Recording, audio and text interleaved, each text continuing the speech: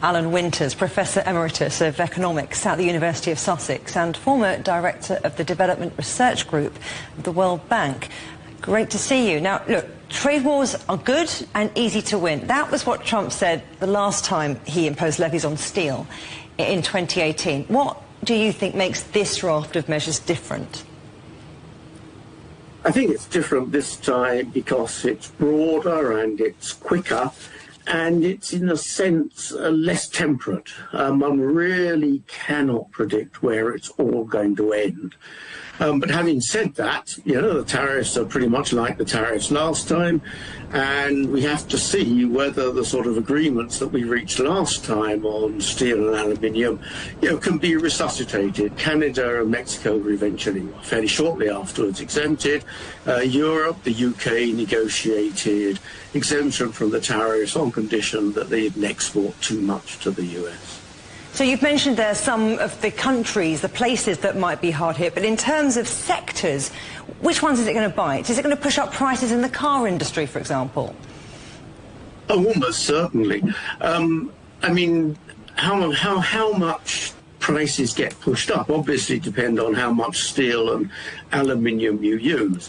But the car sector is a very large user, but so are plenty of other bits of construction, mechanical engineering. The steel sector is such that the people who are supplying steel and aluminium to the US are probably not able to absorb much of this hit into their margins.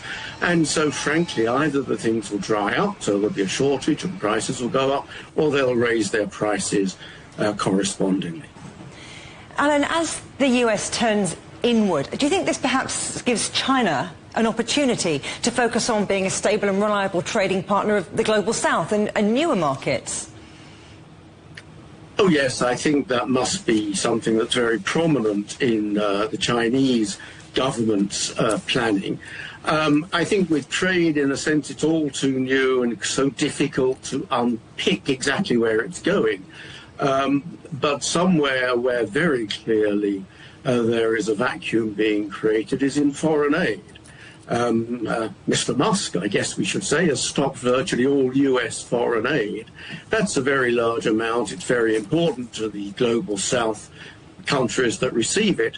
And without a doubt, other countries are asking, can they step into their own advantage? China will be the main one of those. China has got some money and is likely to be cultivating friends. Look, Trump tends to blindside the markets with these big announcements, and then we get the details later. But what impact do you think all of this is going to have on international trade and on supply chains? I think on steel and aluminium, the impact will be material but not massive and not totally destructive of the system. Steel, particularly, has been subject to trade interventions, well, ever since I've been in the industry, sort of 50 years. So I don't think that's sort of existential. What I think is existential is this notion that he's going to have a reciprocal trade policy. You choose the tariff and then that's what we'll charge you. That's contrary to just about every sort of rule of the international trading system that's done us so well over the last 60, 70 years. It's also actually completely bonkers if one really thinks about it. Countries put import tariffs onto the things they import, not on the things that they export. So what you're going to find is trading partners are reducing their tariffs on the stuff that they export and challenging Trump to reduce the US tariffs on them. So I think it's actually a lot of bluff and bluster.